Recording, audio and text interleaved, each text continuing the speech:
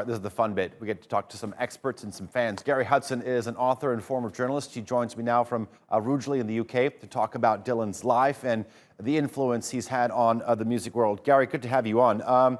So earlier today, I was, as I was reading up on the story, I came across an article that was titled 80 Things That You Didn't Know About Bob Dylan on His 80th Birthday. Let me ask you, what's one thing that stands out for you? No, I read that as well, and I did know most of them. But the thing that stands out for me is that when Barack Obama said he was a giant of American music, there is nobody comparable. When you try and think about it, Elvis had a massive influence culturally, but he didn't write his own songs. Dylan wrote his own songs and had this massive influence on everybody that followed. I mean, there was nobody bigger than the Beatles, and the Beatles changed their songwriting style when they met Bob Dylan. They also changed their habits because he introduced them to marijuana, but that's another story. But the Beatles were writing love songs. She Loves You, I Want to Hold Your Hand. And suddenly it was things like Norwegian Wood and A Day in the Life, and Strawberry Fields Forever, after they'd met Bob Dylan. Bob Dylan arguably produced the first ever rap song with Subterranean Homesick Blues, the one that you saw where he's holding up those cards. Very much the same structure as modern rappers. Everything that he's said and done has been a massive influence on those that followed him. Another inductee into the Presidential Medal of Honor, Bruce Springsteen. Barack Obama actually said the only reason he stood for president was because he couldn't be Bruce Springsteen. But Springsteen says that Dylan is the father of his country. And Springsteen himself has gone on to be an American Idol. So Dylan is the most impressive influence on every other musician that's ever followed us. And that's why he's such a giant. All right. You talk about how Bob Dylan has actually changed a lot of people. Let me ask you, has he changed, his music changed as he's aged? Or do you think that the essentials have always been there? Well, he's still got that voice, hasn't he, which David Bowie described as a voice like sand and glue. And it grates on a lot of people. A lot of people say he can't sing, but in fact, he has a fantastic instrument in that voice.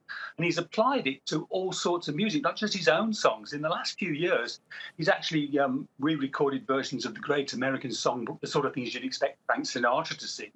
And he did a Christmas album, which I love, but some people can't bear because it's the traditional arrangements of all those classic Christmas songs with that distinctive Dylan voice on top of it. He changed, of course, in the 60s when he went electric, much to a lot of people's consternation. But that was really a measure of the greatness of the man because he was bridging from the folk era, Woody Guthrie, people like that, Pete Seeger, obviously, who famously, allegedly tried to chop the electric power cables at the Newport Folk Festival when Dylan went electric, and also introduced electric musicians to that kind of songwriting style, which obviously was a narrative style, and the protest singer, which he was labelled as to start with. In fact, a journalist asked him in his early days at a 1965 press conference, how many people are there toiling in this particular vineyard of yours? How many protest singers are there? And Dylan replied, typically enigmatically, no, it's either 142 or 136, something like that. But I also want to ask you about, a friend of mine told me that if you go to a Bob Dylan concert, he doesn't sing the songs like they are recorded, and he sings them in a different tune, in a different. Why is that? Well, he's forever revisiting his own material. If you think of the original version, if you've ever heard the original version, something like say, All Along the Watchtower, and then you listen to Jimi Hendrix's version of it, which is one of the great cover records of all time, it's very different to the way Dylan did it originally. You go and see Dylan in concert, he's more likely to play it like the Hendrix version than he is like his own original. I suppose he gets bored, perhaps. He just likes reinventing things. And people who are true Dylanologists, bobcats, Zimmermaniacs, whatever you want to call them, actually have trouble distinguishing what song it is until they get to a familiar bit of lyric. And sometimes his voice is so indistinct they can't even tell that. But that's part of the joy of seeing him live. All right, Gary Hudson, pleasure having you on this News Hour. Do appreciate your analysis. Thank you very much. Thank you. All right, we're going to bring in another Bob Dylan fan, Matt Steichen. He is from Bob Dylan's home state of Minnesota.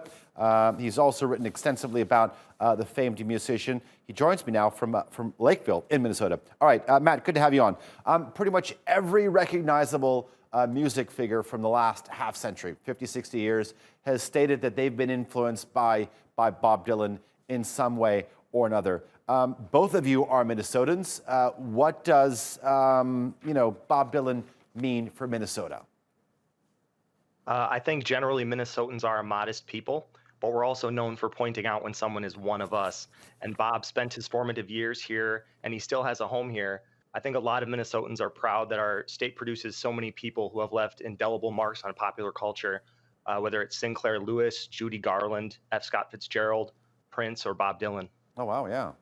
That's an impressive list. How do you think your state, Minnesota, is going to be celebrating the birthday of Bob Dylan throughout this year? Well, they just last week announced the Year of Dylan up in St. Louis County, which is where Bob's birthplace of Duluth and his hometown of Hibbing are. It's a year-long slate of live and virtual concerts, other events, poetry contests, and then this week they also broke ground on an art installation outside of Hibbing High School. A quick question for you. Last year, Bob Dylan, he relinquished, the control of, I think, hundreds of songs, more than 500 songs, for about 300 million. Why did he do that?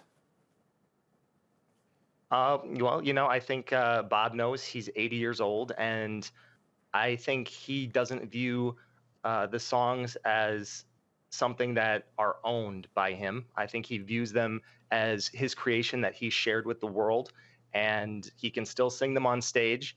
And the technical ownership of them on some contract isn't something that's really important to him. I think he felt it was a good time to kind of sort out his legacy while he's still around to manage it.